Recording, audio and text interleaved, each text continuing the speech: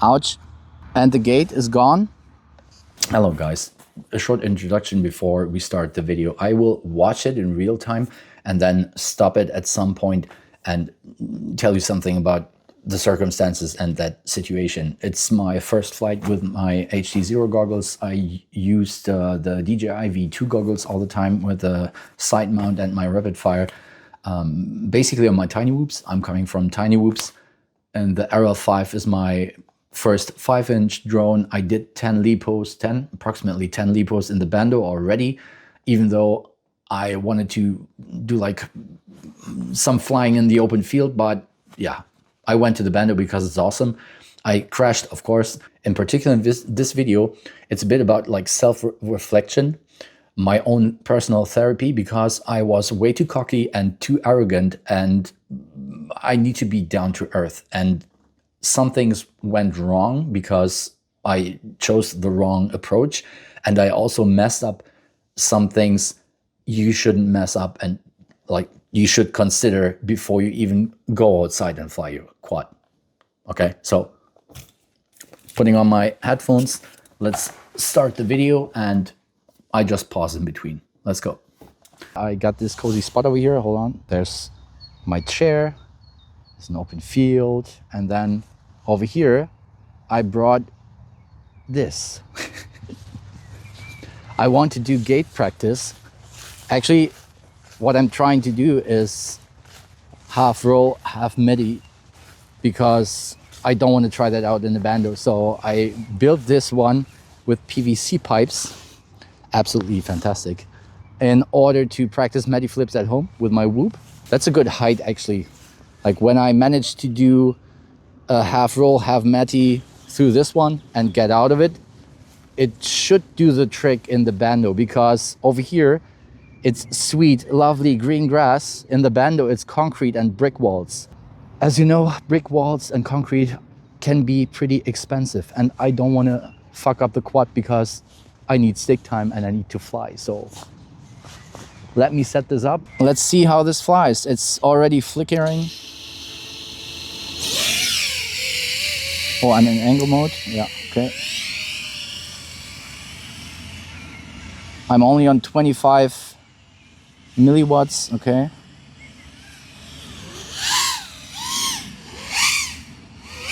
So funny. Thank you, Niels. Thank you, Niels, for your simulator. It's absolutely fantastic. It's exactly the same.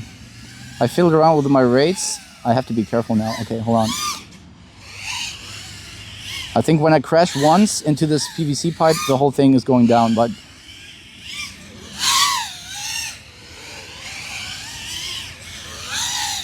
let's see. Hold on, I have to switch on the OSD for a second. Yeah, I'm on 25. Okay. Never mind. Quad flies absolutely fine. Oh boy. So doing a roll into that one. Okay. But I have to say multiple things at the same time. I have to stop here already. I was overwhelmed because it felt really great going from the simulator again to real life, flying that Era 5. It feels fantastic because the way Niels modeled the quad in-game is so close to real life, and it's absolutely fantastic. That's all I can say.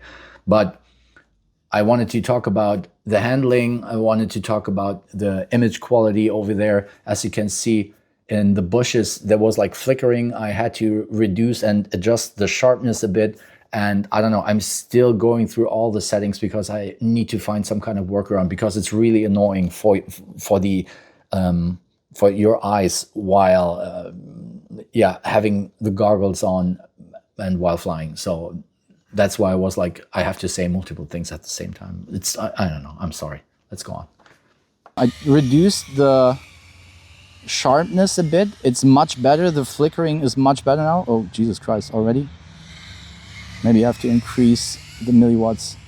The flickering is much better now, but still, I don't know. Why is it like that? How? Yeah, okay, never mind. Okay.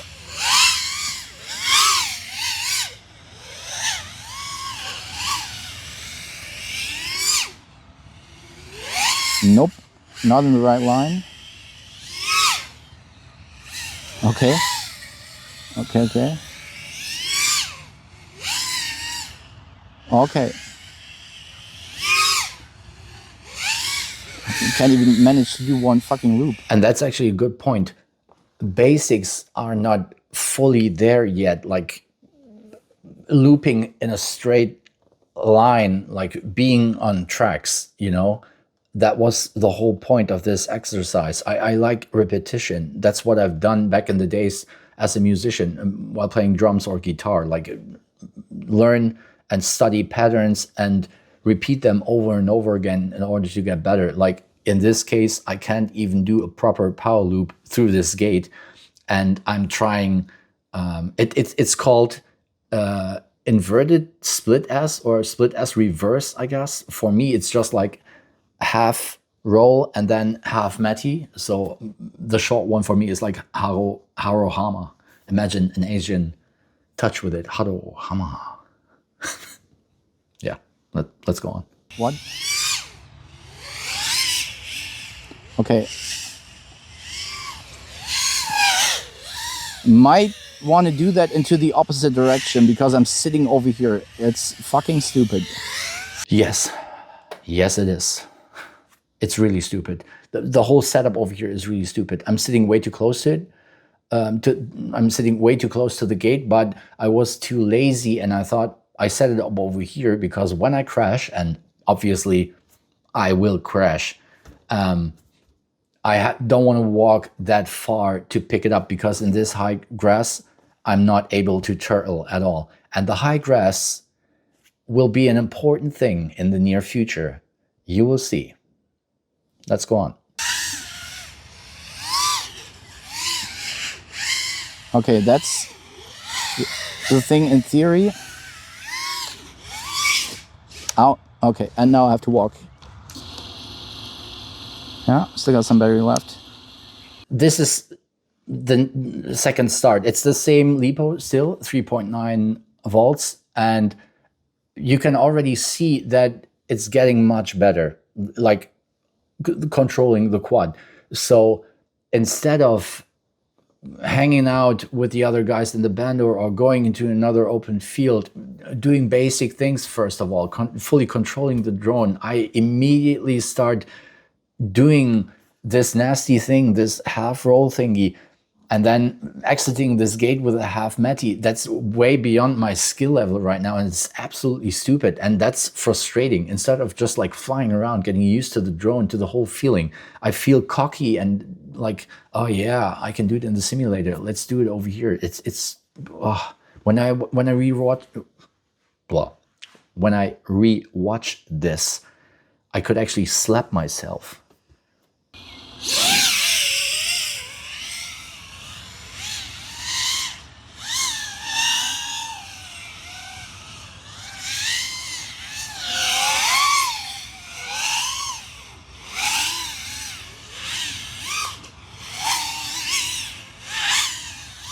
I'm a simple man. I just need PVC pipes. Okay. Doing this.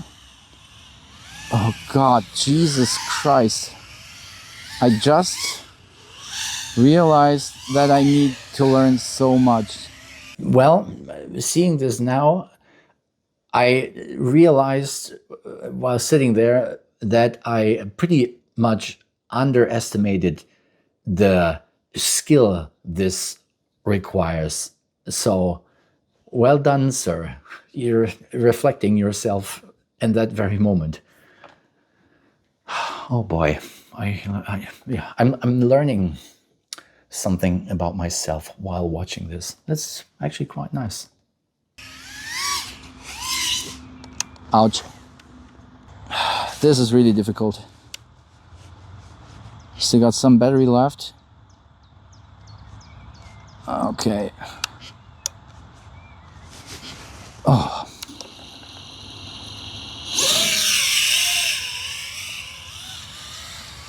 This is really difficult. Jesus Christ.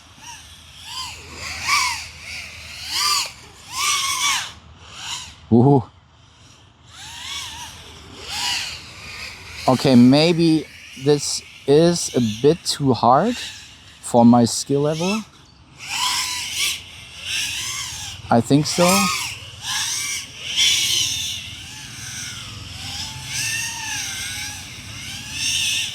I think that's just too much on this gate. I need more room, like maybe I should practice that somewhere else.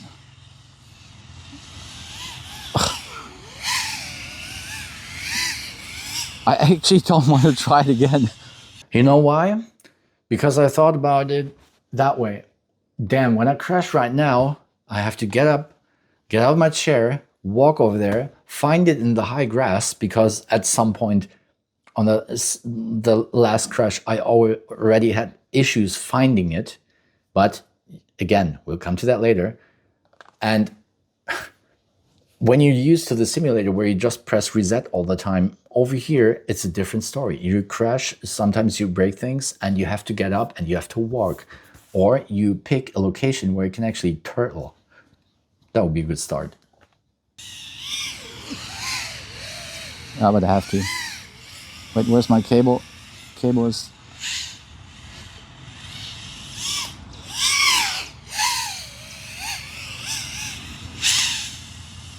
I need the OSD.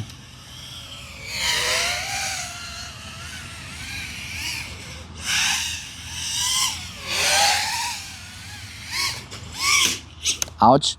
And the gate is gone. Well, I think that's too much. It's just too much for me. Hold on. Let me go and find it. I need to practice this much more in the simulator, I guess. The thing is, in this case, like the Haruhama, let's just call it that way. I've done that so many times in the simulator and I know exactly how to do it. But my biggest problem flying in real life, as I'm not that experienced yet, is the fact that I have to get up and pick up the quad and I have to walk there and I might break it. I might have to switch the props and stuff like that, and or change the props, or I don't know, maybe a wire pops off, I don't know what. And I don't have that many spare parts yet, and it's some kind of gear fear.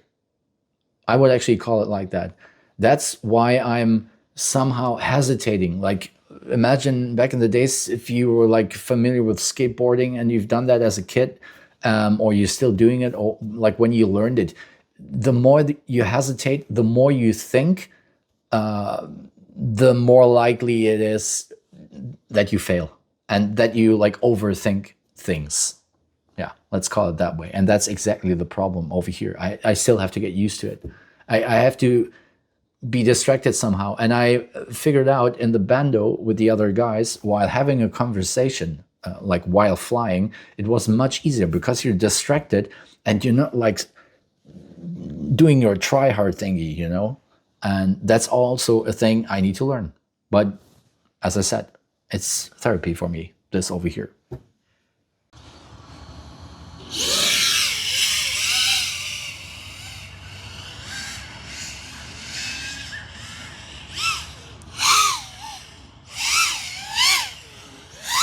I mean, the quad flies fine. It's exactly like playing a video game.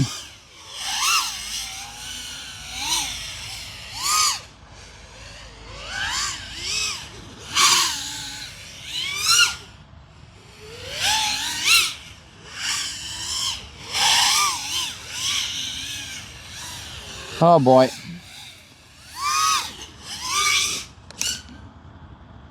Oh. So the last part is missing because I forgot to record on my phone. And I recorded on the goggles and somehow the VTX connection was lost. And instead of disarming, I tried to like go into angle mode and I tried to like put up my goggles, and the quad like flew into a different spot. So I reviewed the footage where I actually lost the connection, and I searched for it for such a long time and I couldn't find it. And it was like 15 meters away behind a fence in the other like field. There were like cows and horses, and I couldn't find it. The problem was I disconnected the radio from the quad, and I thought, I did not double check, I thought I set up the beacon so the motors are beeping whenever the RX is lost. So you disconnect the radio and then the motors start beeping because the LiPo was still on it. And I don't know, I went back to the radio after 10 minutes because I was so pissed off. It was just like cursing and swearing in German. It's a pity I did not record that. Would have been a nice outro for it. But I picked up the radio and connected it again, and I got the connection was binding, ELRS was binding. And then I just walked around, armed the quad all the time and tried to throttle. And at some point I heard a tiny noise because it was stuck in a bush. And one motor was actually able to spin slightly. And then I heard it somehow, and I don't know, I need a beeper. Like, I thought the quad is gone. So first thing, always record in the goggles, record DVR. So you can check where you actually crashed, and then just crash. Like when the VTX connection is lost, just crash over there. So it's not like a bigger area where you have to search and get a beeper, like an external beeper. So when the LiPo is disconnected, you still have a beeper, and it's much louder than the motor beeping like from Betaflight, you know. But yeah, I have to work on my attitude. I have to practice basic things. First of all, I can't just like compare myself to pilots that have been flying for the past 3 or 4 years doing insane things. Even though you can do that in a simulator, it doesn't mean you can do it in real life. It's a different story. So being able to do that is another thing. Yeah. And I will keep it up because you have to learn and you have to practice and you will fail, and it's frustrating. So this is a video where things just don't work out as I thought they would. And that's what I wanted to share. But I will keep it up. I will use that trainer again. It did not break. That's good. Maybe I check Google Maps or find another spot and I pick it up again, and then I try it with that PVC pipe trainer thingy. Yeah. Okay, that's it. Bye-bye.